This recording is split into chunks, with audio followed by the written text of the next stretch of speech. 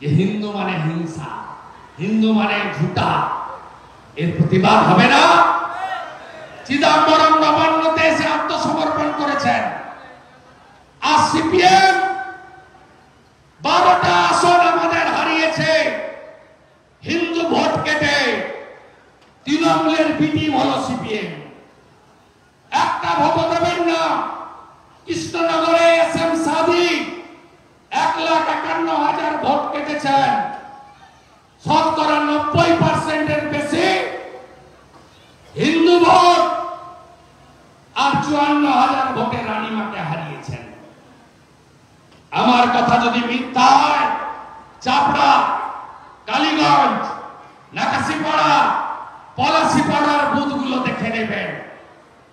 SM Sadiq একজন CPM নেতা, minority নেতা, তাকে ভোট দেয়নি। ভ্যানিটি ব্যাগ, লিপস্টিক, জুতো চুরি করে আশা মহুয়া মৈত্রকে ভোট দিয়েছে। আপনি জোর বাঁধবেন না। এ লড়াই ধর্ম রক্ষার লড়াই। এই লড়াইতে জিততেই হবে।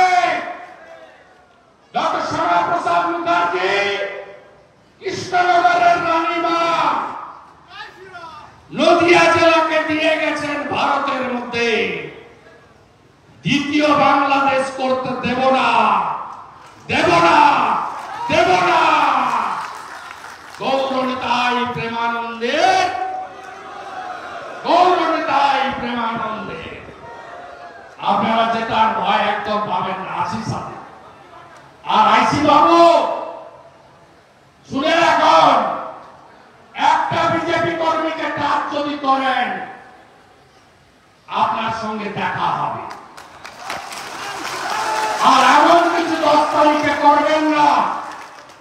আমার সতীর্থ এমএলএ মান্যবর সাংসদকে নিয়ে 11 তারিখ যাতে রানাঘাট থানা ঘেরাও করতে না আসতে হয়। একটা বিজেপি কর্মীর মাথা থেকে যদি রক্ত ঝরে, একটা বুথ যদি লুট হয়, একটা জেনুইন ভোটারকে যদি ভোট দিতে যাওয়ার সময় আঘাত করা হয়, 11 তারিখ রানাঘাট থানা ঘেরাও বিরোধী দল নেতার উপস্থিতিতে। ভালো থাকবেন। সাপোর্ট দিন বাই ইলেকশনটা জিতিয়ে। অ্যাসেম্বলিতে 3 বছর বুঝিয়ে দিয়েছি আমরা কারা। আগামী 1.5 বছরও পিসিকে বুঝিয়ে দেব বিজেপি কারা।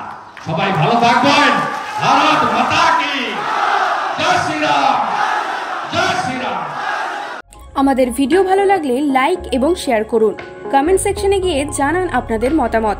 আরও ভিডিও পেতে আমাদের চ্যানেল সাবস্ক্রাইব করুন এবং প্রতি মুহূর্তে খবরের আপডেট পেতে প্রেস করুন বেল আইকন।